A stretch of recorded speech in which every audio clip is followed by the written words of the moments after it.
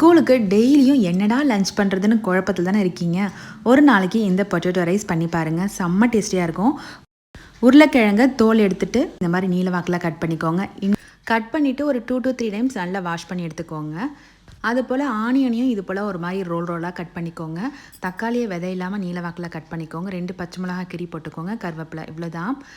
இப்போது பேனில் 3 table spoon எண்ணெய் ஊற்றி ஜீரகம், கடலைப்பருப்பு, ஸ்லைஸ் பண்ணின பச்சை மிளகா, விதை இல்லாமல் கட் பண்ணின தக்காளி, கருவேப்பிலை போட்டு தாளித்து விட்டுக்கோங்க. இப்போ 1/4 டீஸ்பூன் இஞ்சி பூண்டு பேஸ்ட், 1/4 டீஸ்பூன் மஞ்சத்தூள், 1/4 டீஸ்பூன் கரம் மசாலா, 1/4 டீஸ்பூன் பிரியாணி மசாலா போட்டு கொஞ்சமாக வதக்கிக்கோங்க. இப்போது 1/4 டீஸ்பூன் காரத்தூள், 1/4 டீஸ்பூன் உப்பு. சாதத்தில் ஆல்ரெடி உப்பு போட்டு தான் வேக வச்சு வச்சுருக்கோம், அதனால் கொஞ்சமாக போட்டால் போதும். அதை நல்லா வதக்கி விடுங்க. இப்போது நம்ம ஸ்லைஸ் பண்ணி நீல வாக்கில் வச்சுருக்க உருளைக்கிழங்கை மேலே ஆட் பண்ண போகிறோம். உருளைக்கிழங்கு போடும்போது தண்ணி ஊற்ற வேண்டிய அவசியம் இல்லை.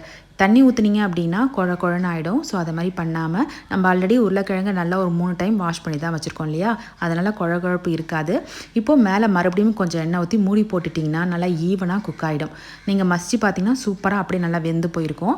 இப்போது வடித்து வச்சுருக்க சாதத்தை போட்டு நல்லா கிளறி விட்டுட்டு தேவைப்பட்டால் நெய் ஊற்றுங்க, இல்லைன்னா வேண்டாம். அப்படியே லஞ்ச் பேக் பண்ணிவிடுங்க. செம்ம டேஸ்டியாக இருக்கும். இந்த ரெசிபியை உங்கள் கிட்ஸுக்கு கொடுத்து ட்ரை பண்ணி பாருங்கள். பிடிச்சிருந்தால் லைக் அண்ட் கமெண்ட் பண்ணி சப்போர்ட் பண்ணுங்கள். தேங்க்ஸ் ஃபார் வாட்சிங். டூ சப்ஸ்கிரைப் செங்கை சமையல். பாய்.